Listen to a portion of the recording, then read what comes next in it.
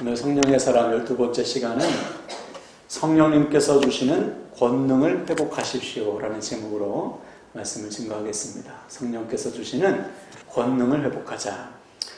오늘도 우리 기도의 파수꾼들 잠들지 않고 기도의 자리로 오셨어요. 하나님께서 우리 기도 들으실 것입니다. 할렐루야. 오늘 우리의 기도로요, 우리의 가정이 살 거예요. 우리 자녀 세대가 일어나고 기업들이 살 것입니다. 교회가 반드시 세워질 거예요. 그 일에 여러분을 쓰시겠다는 거예요. 할렐루야. 그래서 유명한 말이 있지 않습니까? 기도하지 않는 한 민족과 나라보다 기도하는 한 사람이 더 세다. 왜냐하면 하나님은 오직 기도하는 자를 통해서만 역사하십니까? 오늘 하나님께서 저와 여러분을 주목하고 계세요. 믿음으로 간절히 구하셔서 응답을 누리시길 바랍니다. 아멘. 자, 오늘 우리가 나눌 말씀의 주제는 권능입니다. 권능. 권능이라는 것은 하늘의 능력이에요. 하늘의 능력. 세상의 능력이 아니고 세상과 차원이 다른 하나님 나라의 능력이 바로 권능인데, 이 권능이 지금 우리에게 있냐 말이죠.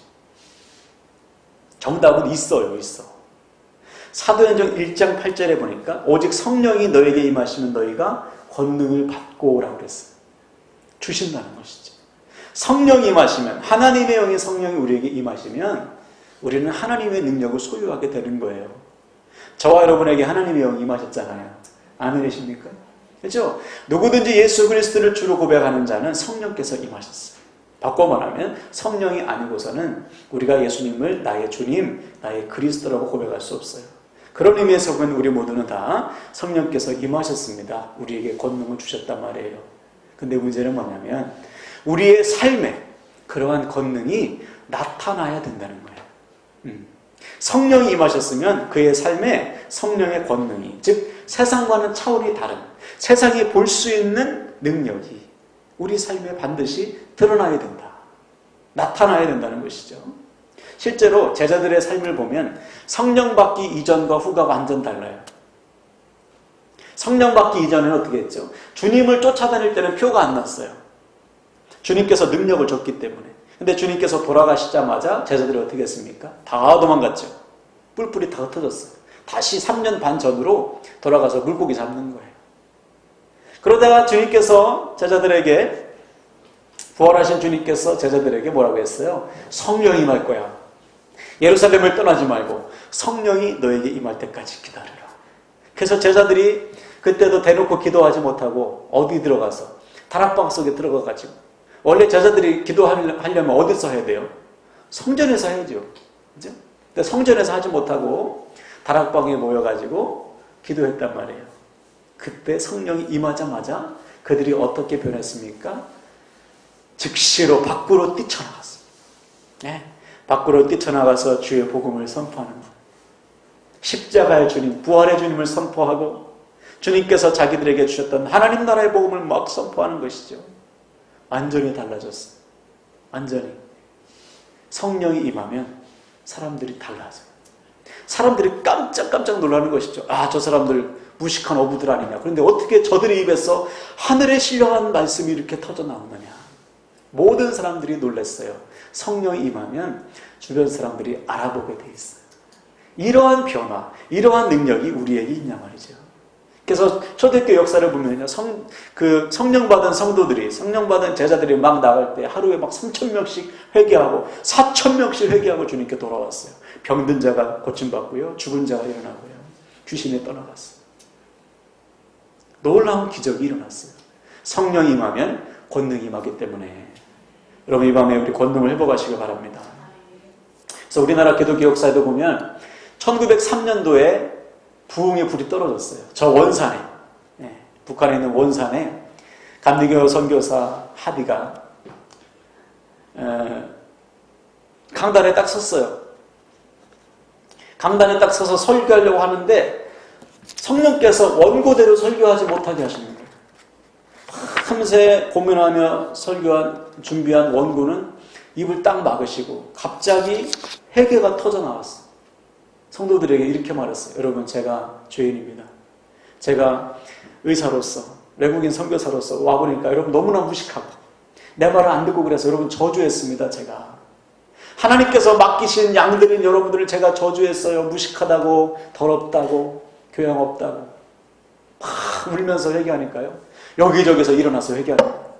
선교사님, 저도 회개합니다. 제가 이러이러한 죄를 졌습니다. 그래서요, 1903년도에 원산 그 기도회 동안에 사람들이 막 떼굴떼굴 굴르면서 회개하는. 이 불이 1907년까지 이어져서 1907년 평양 대부흥운동에 불이 탁 붙은 거예요. 그래서 나라 전체에 복음의 불이 붙은 거예요. 성령이 임하니까 달라지는 사람들이. 이전과 같은 삶을 살 수가 없죠. 성령이 임하시면 권능이 임하기 때문에 사람들이 알아본단 말이에요. 알아요.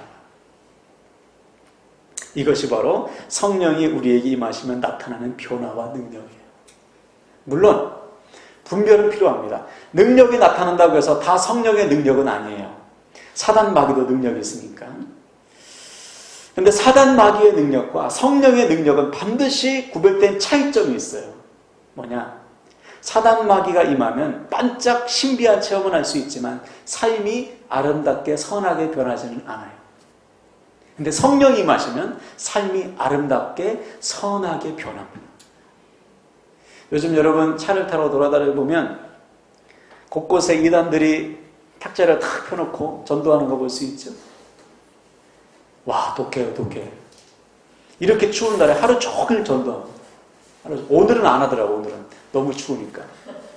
아이고, 어제까지는요, 아침부터 해질 때까지 해요. 악한 영에 사로잡히지 않고는 그런 열심을 나타낼 수가 없어요. 근데 그 이단들과 정말 교회 안에 성령 받은 성도들의 차이점이 뭔지 아세요? 이단들의 삶은 아름답지 않아요. 그들은 부모 형제도 없어요. 그들은 가정을 뿌리칩니다. 오직 그 숫자에 들어가기 위해서 자기의 모든 것을 올인하는 거예요. 가정이 깨어지든 말든. 그래서 여러분, 그렇죠? 거기에 이단에 지금 녹음을 하고 있기 때문에 이름을 거론하면 좀 제가 그런 소송에 나갈 수 있기 때문에 아무튼 그 이단들. 거기에서 수많은 청년들이 들어가 있죠. 집을 나온 청년들이 수두룩합니다. 가정을 팽개친 주부들이 너무나 많아요. 그죠? 그리고요, 그들의 방법이 선하지 않잖아요. 교모히 와서 속여가지고, 그렇죠? 꼬드겨가지고. 전혀 선하지 않은 방법으로 하나님 역사하시겠어요? 남에게 상처 주면서 하시겠습니까? 절대로 그렇지 않아요. 성령이 임하시면 삶이 아름답게 변하지만 사단의 영이 임하면 능력은 있을지 몰라도 아름답지가 않아요. 여러분, 무당이 자기 자녀들 무당되라고 하는 무당 없어요. 무당의 삶이 아름다운 무당 보셨어요? 진짜 신뢰는 받은 무당. 아름답지 않아요. 사람의 종교, 그러니까 사람이 만든 종교는 아름답게 보일 수 있어요. 자기 막 선을 쌓고 그죠? 수련을 하고 불교와 뭐 유교 같은 거 이런 것은 삶이 따뜻해 보일 수도 있죠. 그러나 진짜 삶을 변화시키지 못하잖아요. 성령의 능력이 임하시면 남들이 반드시 알아보게 돼 있어요. 그럼 여기서 우리는 아주 진지하게 질문해야 됩니다. 나의 삶에 그러한 성령의 권능이 나타나고 있나? 내 주변의 사람들이 나를 통해서 내 안에 역사하시는 성령을 보고 있나?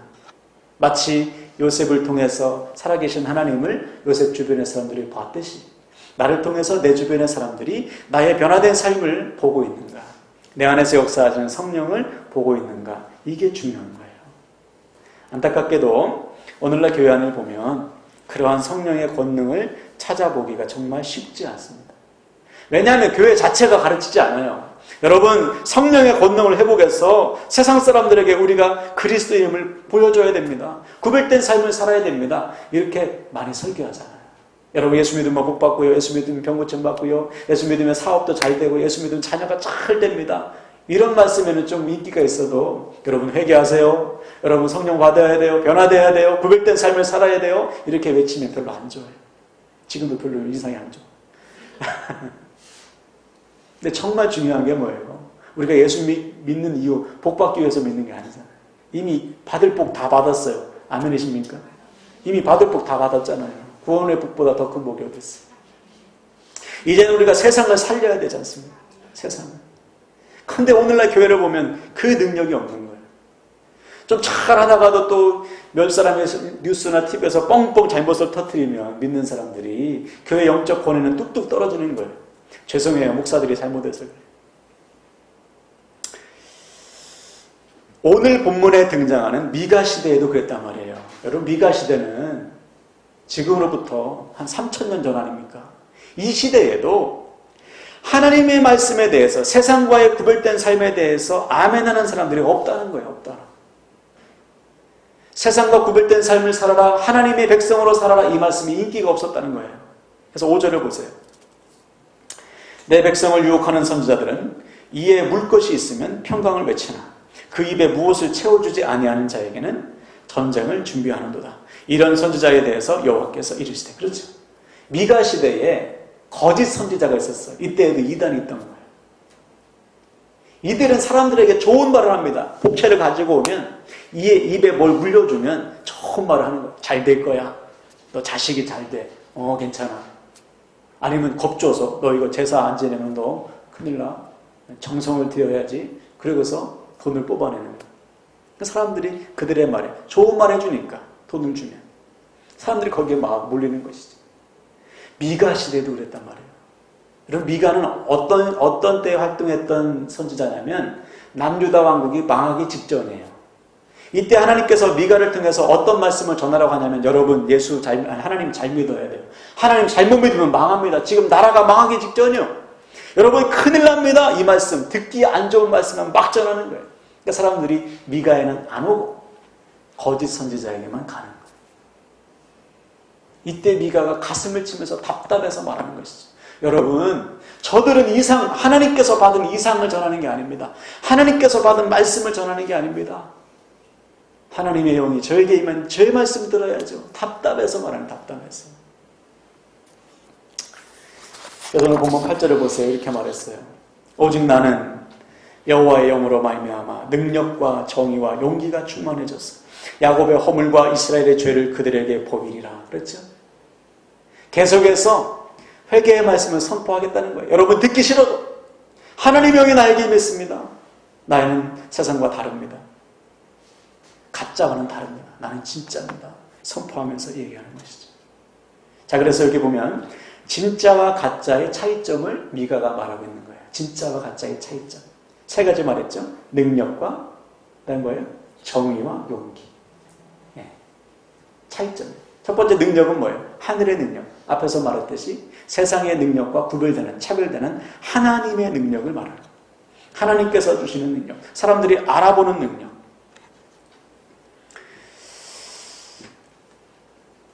쉽게 말해서 무엇이 하나님의 능력일까요? 내 힘으로 살지 않고 하나님 앞에 맡겼더니 하나님께서 역사하시는 능력. 내가 경험한 하나님. 세상이 경험할 수 없는, 믿는 자만이 경험할 수 있는 하나님의 인도하심, 하나님의 열어주심, 하나님의 돌보심, 하나님의 기적. 이것이 하나님의 능력. 이것을 우리가 경험해야 된다는 거예요. 경험. 믿음으로 살면, 하나님의 말씀대로 살면, 하나님 편에 서면 반드시 경험하게 돼 있어요. 그 하나님의 능력을 경험하여. 그게 진짜 믿음이라는 것이죠. 진짜. 그래서 성경에 나와 있는 수많은 사람들은 하나님을 경험했죠. 그것을 그 주변 사람도 다 봤어요. 반드시 드러나게 돼 있어요.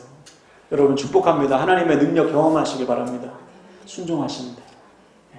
말씀대로, 믿음대로 순종하고 또 순종하시면 반드시 하나님의 능력을 경험하게 돼 있어요. 그 하나님을 간증하는 저와 여러분 되길 바랍니다.